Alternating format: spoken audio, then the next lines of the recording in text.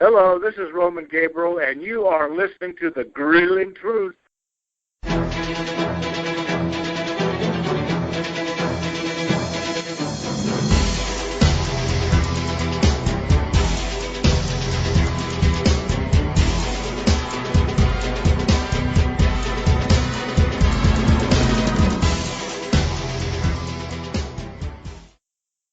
Welcome, everybody, to the Grueling Truth NFL Pickem Show, brought to you by Gridiron Mo, a new interactive football app where you get to call what the offense or defense does in a live NFL game and see what all other fans have called also. Check out Gridiron Mo at www.gridironmo.com.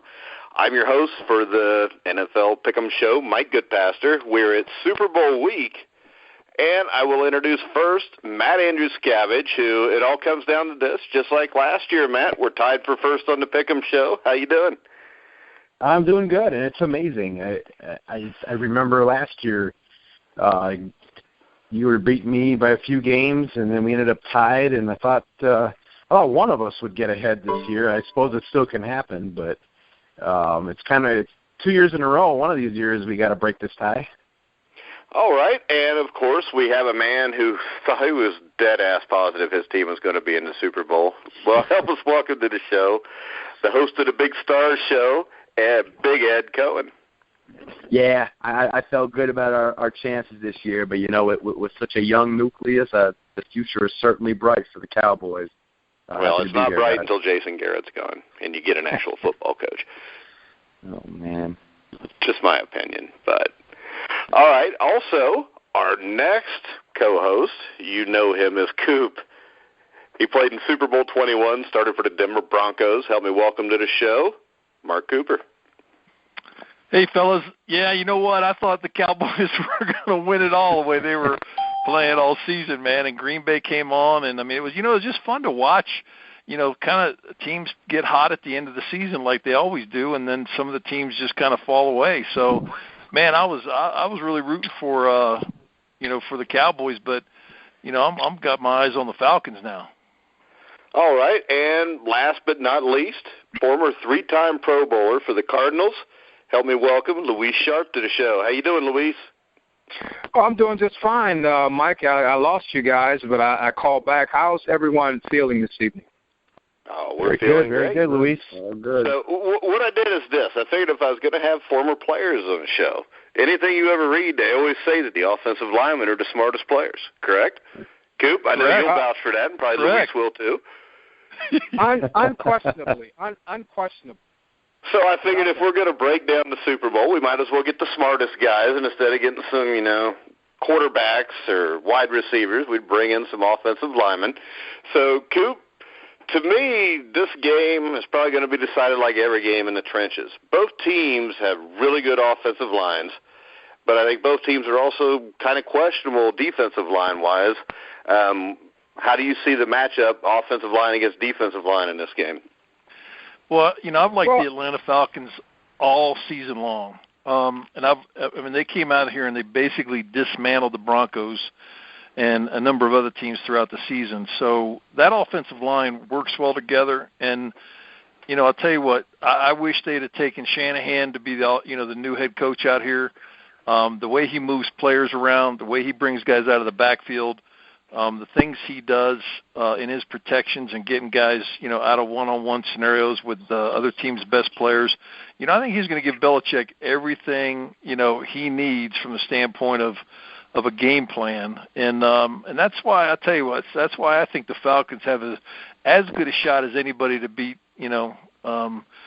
basically the Super Bowl legends, from the Patriots.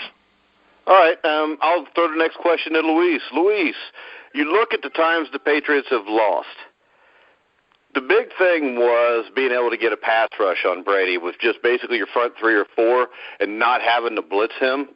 Do you think the Falcons had the capability to do that against the Patriots' offensive line?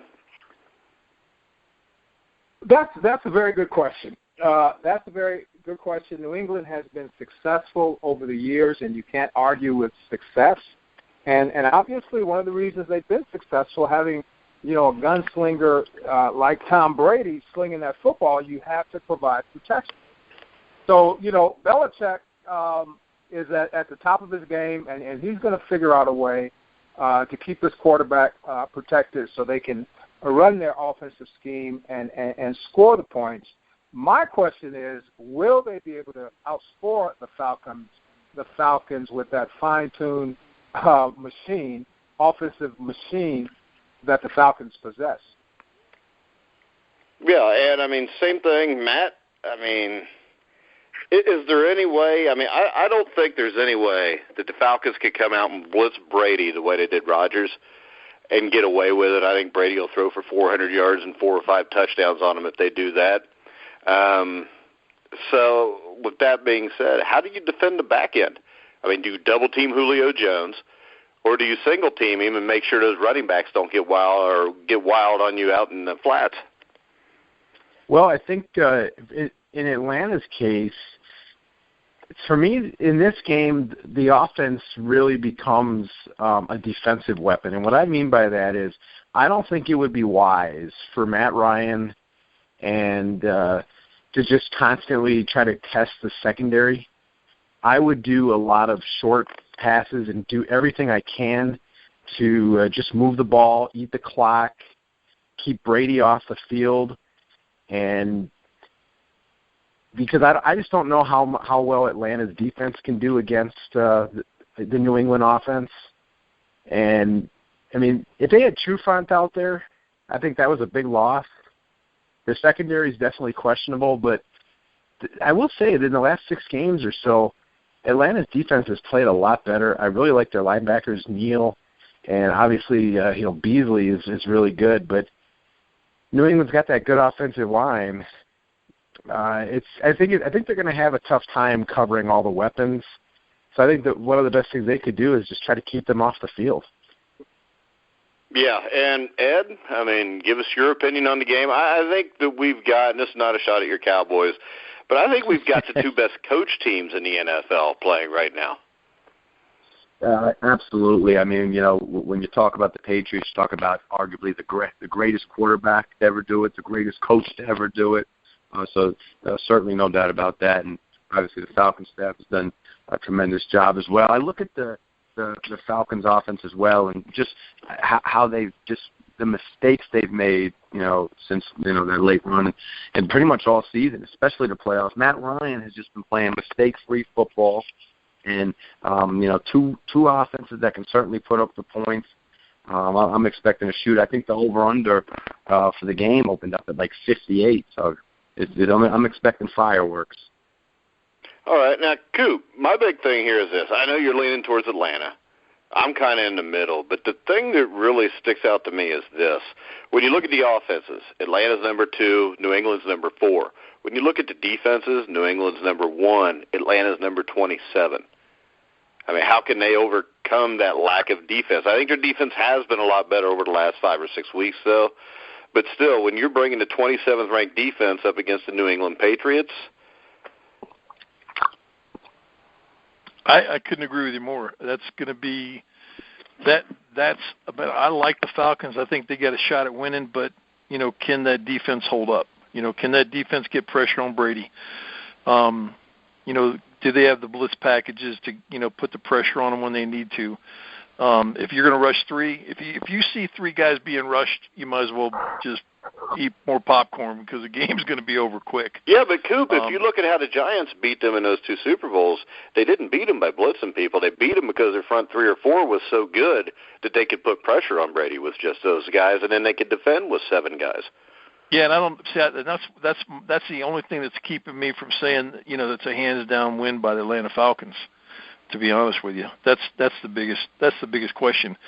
They got good speed at the linebacker spot. That's why I think you'll see some blitz packages bringing linebackers. That linebacker crew that the Falcons have is probably some of the fastest guys that we've seen. It made a world of difference against the Broncos. Not that they're a stellar offense by any stretch of the imagination, or their offensive line is, but the combination of packages that they could bring that with the linebackers. That's why I think you're going to have to, have that kind of a defensive scheme where you're going to be standing maybe 7 guys at the line of scrimmage and then drop into your defensive front. So I think they got to change it up. They got to do something different, or Belichick will eat them alive. Yeah, they're going to have to run a lot of show coverage.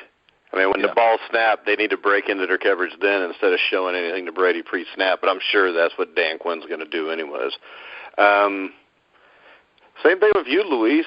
This defense, 27th ranked. But what I worry about is this. You got LeGarrette Blount, who is he's a blunt force object. He's behind a big offensive line. Atlanta's defensive line is undersized, a little bit small. I mean, how do they deal with this offense? Well, let's be honest here, gentlemen. You're not going to be able to. You're the 27th ranked defense, going against the New England Patriots in the Super Bowl. They're not going to stop Brady and company, and that's what makes this Super Bowl so intriguing. Atlanta, they are a well-oiled machine. They have an offensive arsenal of weapons. And so, it's going to be a shootout, and we get to enjoy it, you know what I'm saying, and not turn it or not focus on the Super Bowl commercials at halftime or the third quarter. It should go down to the end and should be, as my brother said earlier, lots of fireworks in the game. Yeah, I think that is what makes this a great matchup, because there's not too many teams, Matt, that you can line up against the Patriots and say, well, we necessarily don't have to slow the game down. We might be able to just outscore them. Oh, for sure. The Falcons, if they get hot, they have so many weapons. To me, the key in this game for Atlanta is, can they run the ball against, what they call this hybrid two-gap defense? I like Dante Hightower. I like Flowers, Ninkovich, and then they got, McCourty in the back end with Butler. They've got such a good defense back there, a lot of moving parts, a lot of good personnel back there. It's going to be really tough for them to run because I think they've just been pretty stout all year on the defensive side of the ball. But if Atlanta is able to run with Coleman and Freeman, that's going to really make it tough for New England because they will be able to do long drives, and they're going to have to. They can't afford to trade touchdowns for field goals. They're going to have to put 7 on the board pretty much every time they get the ball, and they have to hope that their defense is able to, hold the Patriots to a field goal. But Atlanta certainly can go toe-to-toe with anybody. Like you said, there's not a lot of teams you could actually put up against this Patriot team and say, hey, they do have a shot. Yeah, but you know what? There's not a whole lot of teams you could put up against the Falcons right now and say they would have a shot. Right. You're absolutely right. Because to me, Ed, the big thing that stands out to me is the last 2 offenses that I saw that looked as good as the Falcons do were probably the 1990 Bills and the 2001, the greatest show on turf Rams teams. Mm-hmm. Bill Belichick figured out how to beat both of them. Yeah. Yeah, no, there's no doubt about it. No doubt about it. Go ahead. Well, I was going to chime in. And I believe it may come down to coaching and experience in the big game. The Falcons coach, what's his name again? Dan Quinn. Dan Quinn with only 2 years experience as a head coach, his first Super Bowl. He's coached in 2 Super Bowls as a coordinator, though. As a coordinator, but there's a difference between. And it was against New England too, one of them. Yeah, I know there's a difference, but I'm saying it's not like he's completely new to it. But it's not like Jason Garrett's there, right, Ed? True coach of the year. And actually, Luis, I think this, from watching Dan Quinn, I thought he completely out-coached McCarthy and Carroll. Carroll's a great football coach. McCarthy's a good football coach. But I think Dan Quinn is a guy that is up to the challenge of going in and coaching his butt off against Belichick. Now, he's still not Bill Belichick. But if you look at what Quinn's done, the Atlanta Falcons a few years ago had a really talented team that blew a 17-0 lead in the championship game against Matt's 49ers. And that was a team that I thought was soft. And I think Dan Quinn has went into Atlanta, and inside of 2 years has completely changed the culture of that team and organization. Absolutely, and kudos to Dan Quinn. He's done an excellent job in resurrecting that team and getting the most out of his players that he can. Absolutely, but let's not forget, gentlemen, this is the Super Bowl. Okay, this will be watched around the globe. I don't know what their 60-second spots go for now on television. Too much, Luis, too much. I never understood, Luis, how you could pay a couple $1 million for a minute commercial and really ever get your money back on that. Yeah, unless you're GoDaddy. Yeah, unless you're GoDaddy. Exactly.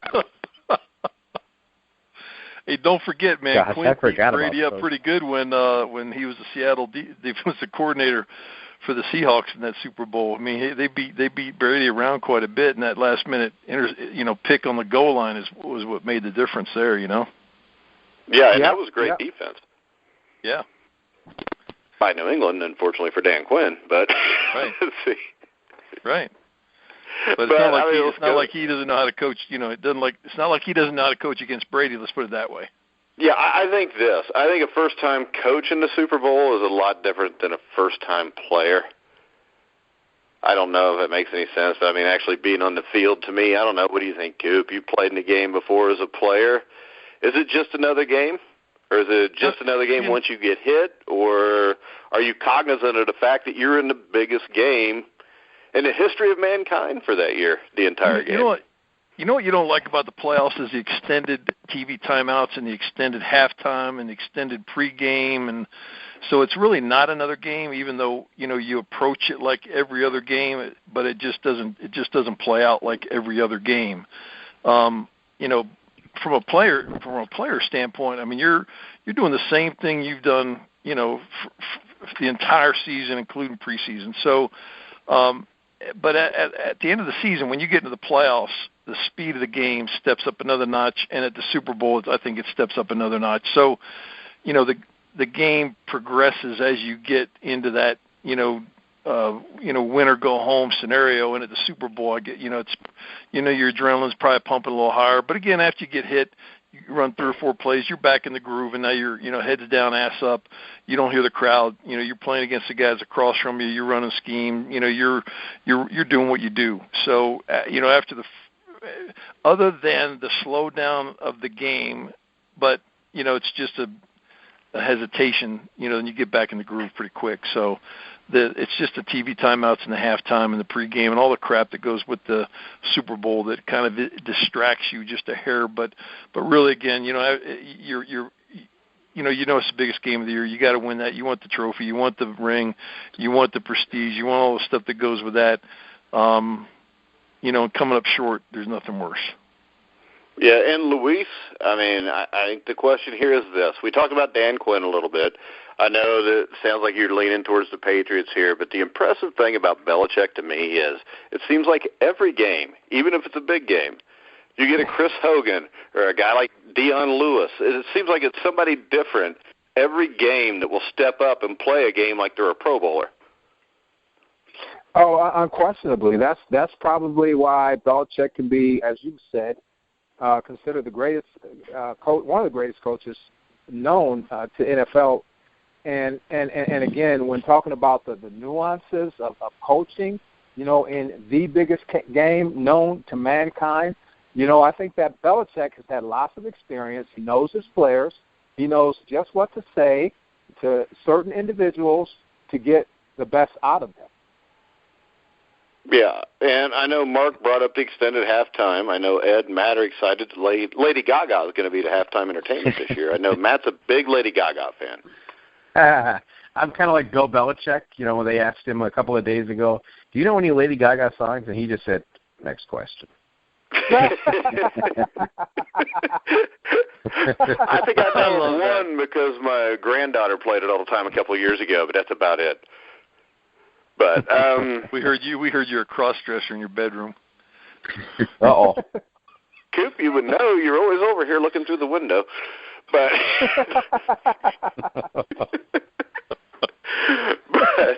all right, let's go to the NFL Hall of Fame. Is there anybody here did we just have somebody come in? Yeah, this is Gary Burley. Oh, we got Gary Burley. So now we got a Cincinnati Bengals show. The show's for real because that's the greatest franchise in NFL history. I'm just kidding. But Gary started in Super Bowl 16 for the Bengals in the game where the 49ers cheated and took the Super Bowl from him. Right, Matt? Cheated. So right now we're going to welcome Gary Burley to the show. Hey, guys. What's happening? How you doing, Gary? Good to have you. Gary, we got Luis Sharpe, who played for the Cardinals in the 80s. We got Mark Coover, who played for the Broncos and the Buccaneers in the 80s, on the show with us. Well, I tell you what, it's good to be back in Cincinnati, and it's good to hear from you guys, man. We don't get together until there's a Super Bowl or something like that. So let's have a good time. All right. So I talked to Coop a little bit about this. You played in Super Bowl 16 with the Bengals against the Niners. How much different is it walking on the field for the Super Bowl than it is for even an AFC championship game? Well, to be honest with you, you really don't feel it until after the game.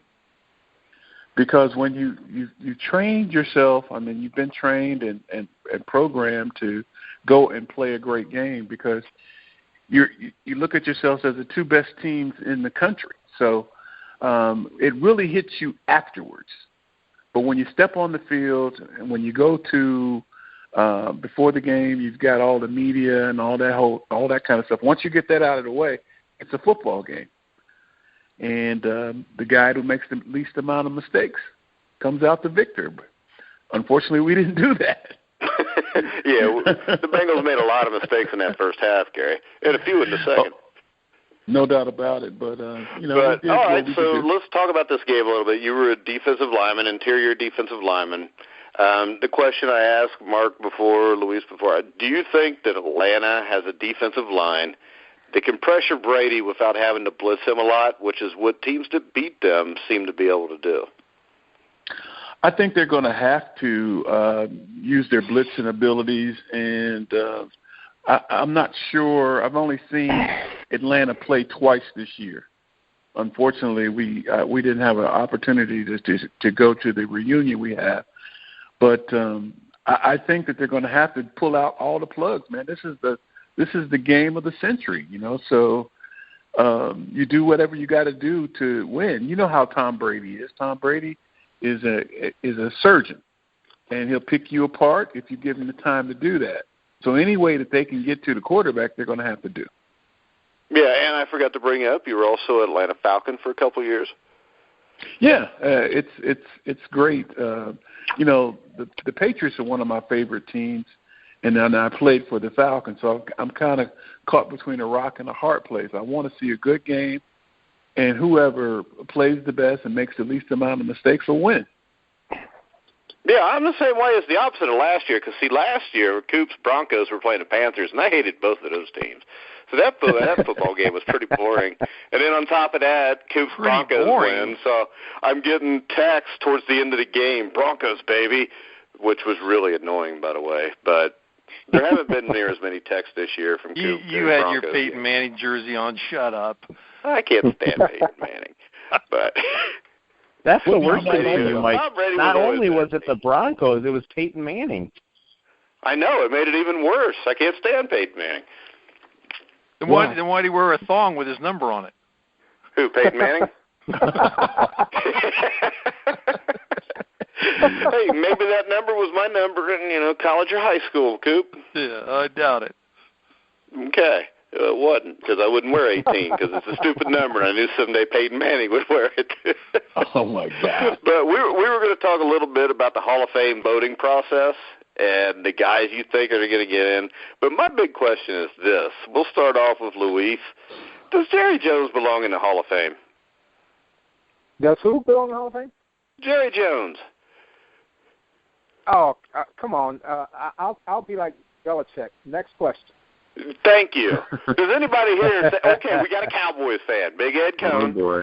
Does Jerry Jones belong in the NFL Hall of Fame? Guys, think about this. As an owner, how does he not belong in the Hall of Fame? Think about how does he? He destroyed a dynasty. He destroyed a dynasty, but he bought this team. They were the worst team in the league by far. They were awful in the late 80s when he took over the team. He put together a team that was one of the greatest dynasties in football history. I mean, he bought the team and he turned turned it into that. He didn't turn it into that. Jimmy Johnson turned it into it. He got rid of Jimmy Johnson, and then it fell apart. Who brought Jimmy Johnson in and gave him the power to do that? And who fired him after he won 2 Super Bowls? It did, and he was able to get another Super Bowl out. I just feel like, as far as owners are concerned, I mean, what he's done, for the game. Yeah, but other than those first 6 years, what has he done? It's been. It didn't look like the Cincinnati Bengals, only was spending money. Well, you know what? I want to talk about the present, and the Cowboys right now have a team built for some great success in the years to come.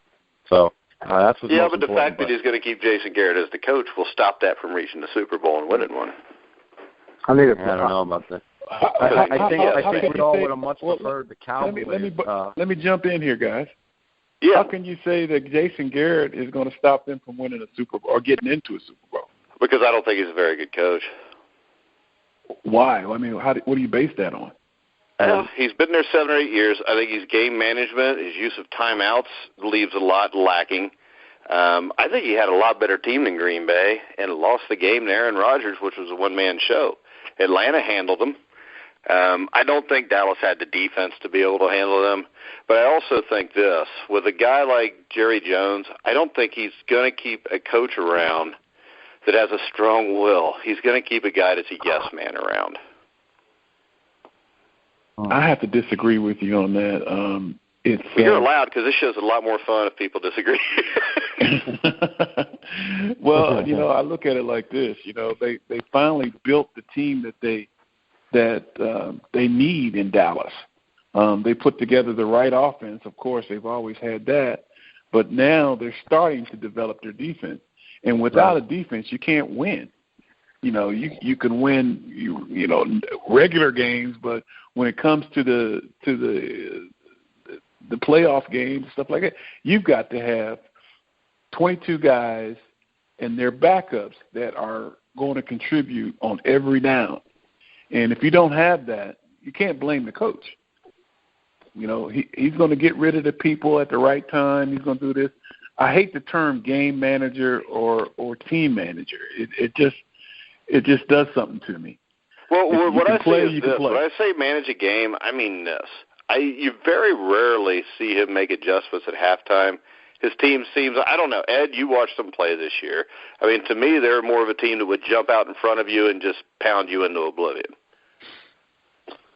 Well, the offense is certainly and I don't think that Mike McCarthy's a very good coach either, Gary. But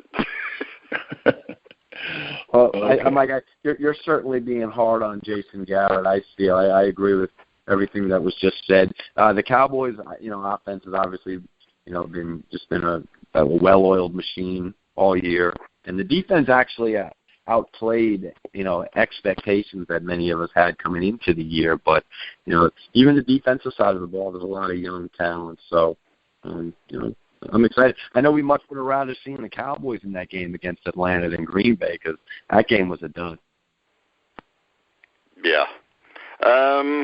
So I guess we got to pick this game at some point, Matt. Yeah, I guess, I do want to say something about Jerry Jones.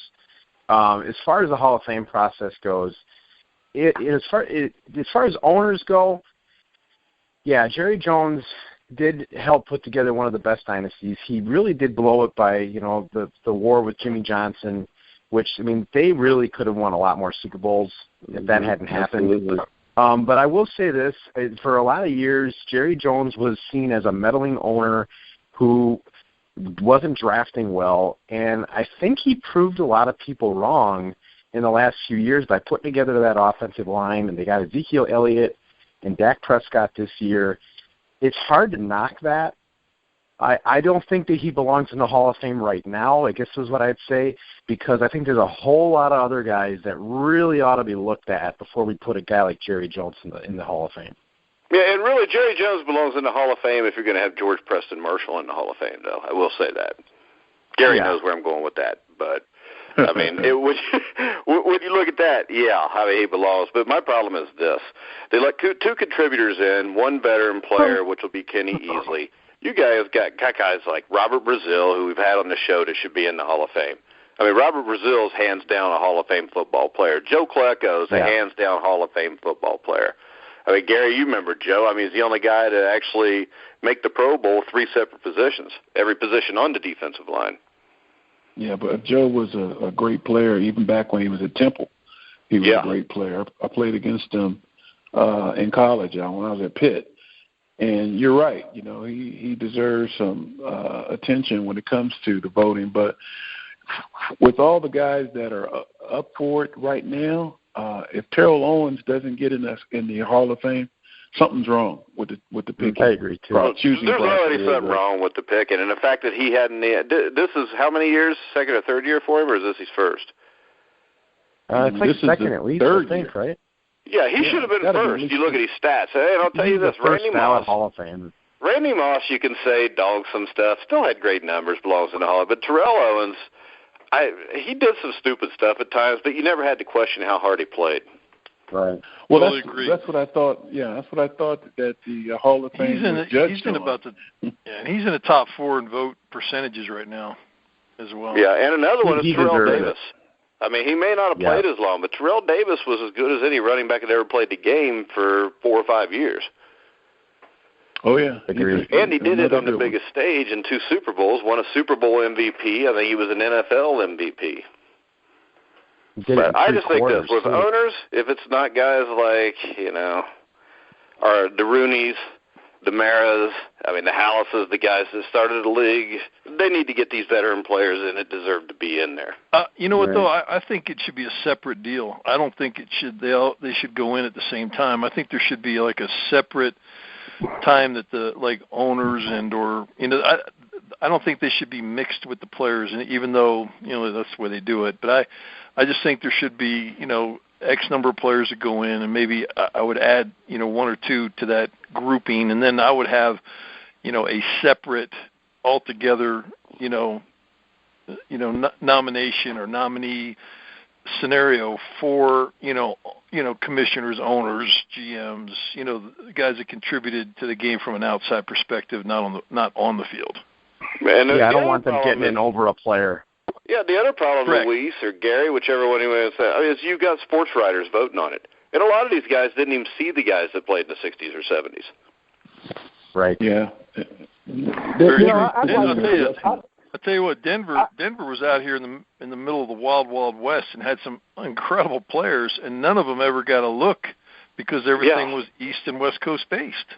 Oh, they've got at least 10 guys that belong at least to have a shot to get in. Randy Gradisher and Carl Mecklenburger. Tombstone. What do you guys think about the fact that they don't have, as part of the process, the protocol, former players don't have a vote? Well, it's stupid. I mean, they don't want to give up the power. They got all the power. They should cover the decades with former players, and maybe they're former Hall of Fame players for all that. Maybe do it like this. Maybe do it the way that the college football does the Heisman Trophy. If you want a Heisman Trophy, you get to vote on who the next Heisman Trophy winner is. Yeah. Makes sense. Definitely some adjustments that need to be made on the voting process. It's too political now. I mean, you got a guy like Jerry Kramer, who's the only guard on the 50th anniversary team of the NFL. Everybody else on that 50th anniversary team is a Hall of Famer. How is he not in the Hall of Fame? It's all political. Some people don't like him, and so they're not going to let him in the Hall of Fame. The NFL off. Yeah, and that's insane. It should be completely about what you did on the field. You got people like Robert Brazil, Roger Craig, several guys that deserve notoriety and being able to make the Hall of Fame because of what they did when they played. I mean, another one to me is Kenny Anderson. You put Dan Fouts over Kenny Anderson? Absolutely. I mean, Anderson led the NFL in passing. Anderson led the NFL in passing 4 times. He was an NFL MVP. He went to the Super Bowl, and to get to that Super Bowl, who'd he beat, Gary? He beat Dan Fouts. Yeah. Wow. Dan Fouts never got there. Well, I'll tell you what, there needs to be some adjustments made on the do what now? Yeah, Fouts was on Monday Night Football. He's on Saturdays and Sundays calling football games. It helps. Yeah, keep your name out there. But, all right, so I guess we got to pick this game. We'll let the new guys go first. Luis, who you got, Patriots or Falcons, and give us a score. Well, I tell you, this is one of the most intriguing Super Bowls. I think in this era of free agency, with Gary and I, we went on strike twice to have the system change, and it's the reason why you have these great Super Bowl matchups. A team can go from 0 to first place, in a matter of one season. And I'm thinking this is going to be one of the greatest Super Bowls. It's going to be an offensive shootout. We're going to be kept on our toes. I believe it's going to be the Falcons. I'm going to say 42-38. 42-38 Falcons. That was Luis, correct? Yes. Gary. Well, I think that it's going to be a lower scoring game because you have two defenses that have strength at both defensive backs for the Falcons and defensive line for the Patriots. So I guess what I'm saying is it's not going to be a high-scoring game. I think it's going to be like a 24-30 game, And I think that if I had to choose today, right now, like you're asking, I'd have to go with New England. All right. I thought you'd very good for the Falcons since you played for the Falcons, Gary. Well, like I said, the team that makes the most least amount of mistakes is going to win. This is such a tight matchup to me that I might change my mind every day until Sunday. Oh, yeah. There's no doubt about it. But that's my pick right now. All right. Big Ed. Now, guys, this Super Bowl is, man, you couldn't ask for a better matchup, and I agree that this is such a tough game to pick. I mean, what a storyline for Tom Brady and the Patriots to be here in the Super Bowl after, the year that they had being suspended and, the issues with, with Goodell in the league. It couldn't have been more of a storybook ending, but, there's just so many big time offensive weapons for the Falcons, and obviously a guy like Julio just, is a nightmare for defenses. I mean, it's tough to pick against Belichick because if anyone can put a plan together to stop this kind of high-powered offense, it's him. But I'm going with the Falcons as well, to win on a late field goal. I'm thinking a 31-28 kind of game. All right, Coop. Well, as much as I like the Falcons, it's tough to bet against Belichick. He's the kind of the X factor in this game for me. Quinn, I like Quinn a lot. He, basically had Brady beat, except for that last second, interception. So I think he knows how to get it done. But I think it's going to be like somewhere in the 36-31, and I have to go with the Patriots to win. As much as I like the Falcons and as much as I want the Falcons to beat the Pats. All right, so I guess it's down to me and Matt. Matt, I will go first. That way we're going to see if you're going to be a little girl and disagree, so we have a winner, or are you just going to go for the tie? All right. This is what I think the big difference is. Wait. Set that up. Let everybody know, because everybody on the show right now or listening. Oh, yeah, everybody on the show don't know, but for the entire season, me and Matt have been tied. Last year on the Pickem show, we were tied for first. Coop, of course, is nowhere in the conversation for being in first. But I just figure out that a lot of that's because Coop misses like 3 or 4 shows a year. Hey, now, I was trying to be nice, and now see you just dogged me out like that. I know. Yeah. But good thing I'm out west. All right. But so we're tied. Last year we ended up tied. And I think I picked last year the Super Bowl pick first, and you agreed with me, man. So you accepted a tie. So, well, I think this. Let's see. What last year was Denver, Carolina. You knew I was going to pick Denver. You picked Carolina. I didn't pick Carolina. No, I don't know. I don't even remember who I picked. There's no way I would have picked Carolina over Denver. Yeah, I don't think either one of us did. I wanted to, though, because I really hate the Broncos, all because of Coop. But that and they changed those uniforms when I liked the old D on there with the horse with the snot coming out of his nose or whatever it was there. But let's get back to picking the game. I think the difference is this. I think Atlanta has a light defensive line. I think New England has a very good offensive line. You got LeGarrette Blount. You got Dion Lewis. I think they're going to be able to run the ball down their throat. I think Atlanta will get their points too. But in the end, I think I'm going to go with the greatest quarterback that I think I've ever seen play. I think Brady's going to throw 5 touchdown passes, become the first guy to ever win 4 Super Bowl MVPs. I'm going with the New England Patriots, 35-34. Matt? I was really hoping you're going to take Atlanta because I am taking New England as well. Oh, my God. You already knew that. I already told you that. Because you kept telling me you weren't sure. I told you I wasn't sure completely, but I told you there's no way I could bet against Brady and Belichick. You know I'm going Patriots. You never said that. That's all right. Oh, whatever. Anyway, right. So here's my explanation on this. I agree with Mike that I think Atlanta's got a little bit of a handicap on the defensive side of the ball, especially against the run. When they in the NFC Championship game, the Green Bay Packers had very little to no running game to speak of. The New England Patriots are going to give them a real handful with LeGarrette Blount and Deion Lewis. They are going to be a real problem. I think they're going to be able to control the clock, and they're probably going to be able to do what I was talking about with Atlanta doing and keep Matt Ryan off the field because of that run game. And so I think Atlanta's going to have their chances, but ultimately I think New England is still going to be able to get 30 points. I'm going to go 31-24. New England. I just can't bet against Belichick and Brady. Yeah, and I will also make this prediction. I think the Atlanta Falcons will win a Super Bowl with Dan Quinn there and with Matt Ryan at quarterback.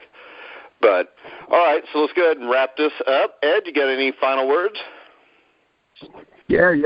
You know, this is going to be an absolute slugfest, a really exciting Super Bowl. And I expect a classic.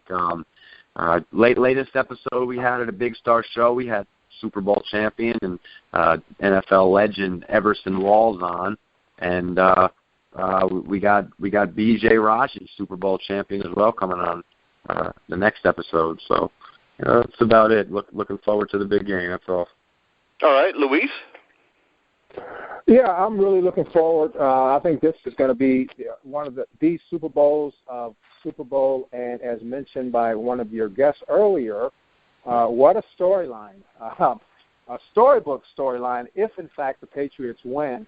And watching Goodell hand that Lombardi trophy to Tom Brady. Can you imagine what the synergy is going to be there? Hey, nothing's happened like that since Rozelle had to give it to Al Davis twice in the early 80s. So, I'm excited about the game. And it is intriguing because either team could win. But to say that the Falcons are only going to score 21 points, I mean, they are such an offensive juggernaut, man. Unbelievable. I think he threw with like 18 different receivers, 38 touchdowns, 10 interceptions. Boy, what a game. Excited to be watching on Sunday. Hey, but remember this, Luis, against the greatest show on turf, who would have thought that Kurt Warner, Marshall Faulk, Bruce, Holt, all those guys would have been held to 17 points in Super Bowl 36 against Belichick? Yeah, you make a good point. I can't argue that. But, all right, Gary. Now, Gary, before you go ahead and give your final words, we're going to go ahead and book this. Next year at this time, you're going to come on the show with me and Joe, the Bengals Weekly, to talk about the Bengals getting ready to go to the Super Bowl, correct? Oh, no doubt about it. And that was going to be part of my parting shot. Go ahead then. Yeah, I wanted to give a shout-out to all the Cincinnati Bengal fans and just give them this year to get ready for next season. So I think the Bengals are going to build some weak places and get stronger. And I'm not saying Super Bowl. I'm saying get in the playoffs, and we'll see what happens when that time comes. But like I say, my pick is New England. I like the Belichick philosophy on football, and it's always worked. That's one thing about it. He's stuck to his guns. All right, Coop. I already picked my piece with the Patriots, baby. Like I said, Belichick is too tough. Brady's too tough. The experience in Super Bowls, the experience in shutting down high-powered offenses. As much as, like I said, I like Atlanta, the offensive line, the running backs, the scheme, Shanahan especially, Quinn, you name it. It'll come down to probably, a 3-point field goal between them. I don't think it's going to be a blowout shootout. A shootout, yes, not blowout, because both of these offenses can score, and the way Shanahan moves players around, Belichick's usually going to try and shut down, and double team Julio, and he'll probably get that done for the most part. So the key is, Shanahan getting guys moved around and exposing the defense, and I think Atlanta using the running backs to their advantage, will make a world of difference, because I think their backs are better than the linebacker crew the Patriots have. But bottom line is the Belichick's the X factor, and that's the only reason I'm picking him. All right, Matt. Yeah, same here. I mean, you're giving Bill Belichick 2 weeks to analyze this team. I mean, it's just really hard to imagine. And I was going to bring up the Rams as well. I just think in this situation, the great defense and Belichick is very capable. He's also the guy that was the architect of slowing down the 1990 Bills in the Super Bowl. Yeah, he's just geared for these type of games. And, I just see him being able to force the defense being able to force a couple of mistakes. And that's the only reason I got Atlanta only scoring 24, because they're more than capable of just dropping 50 on you. But it's just so hard for me to pick against the Patriots. But I'd also like to give a plug to our 49ers show. Dexter Carter and I are going to have former Niner Dennis Brown on tomorrow night. And we're going to be getting Jerry Rice pretty soon as well. So we're talking about the Super Bowl and some changes in the organization and stuff. So be sure to tune into that. All right. And my other point about the 2 Super Bowls Belichick won against those 2 high-powered offenses, he had Jeff Hostetler as the quarterback in one and basically a rookie Tom Brady in the other one. I think his offense is a lot more explosive than what he was working with against those teams, a decade, 20, 30 years ago. Damn, Gary, Super Bowl 25 was 26 years ago. That's a long time ago. It don't seem like that long ago, though. Well, listen, guys, thank you so much for letting me come on with you tonight, and looking forward to a good game on Sunday, and we'll talk soon. All right. Thanks a lot, Luis. I want everybody to make sure you check out our Legends show we did last night. It was posted this evening with William Andrews, former 4-time Pro Bowl running back for the Atlanta Falcons. Thanks to Gary Burley for hooking us up there. It was a great interview. I suggest everybody go to grillingtruth.net. Check it out. Check out our Inside Boxing Weekly show that we had Monday. We had special guest Lamont Peterson, former light welterweight champion of the world, Rashee Warren, who's the bantamweight champion of the world. Also, tomorrow I will be interviewing another Atlanta Falcon great, Greg Brazina, who was a linebacker in the 1970s, I think from 68 through 79 or 80. Played in the Pro Bowl in 1969. Make sure you check out our main sponsor, Gridiron Mo, at www.gridironmo.com. So for Luis Sharpe, Gary Burley, Mark Cooper, Ed Cohen, Matt Andruscavage, I'm Mike Goodpaster. You've been listening to The Grueling Truth, where the legends speak.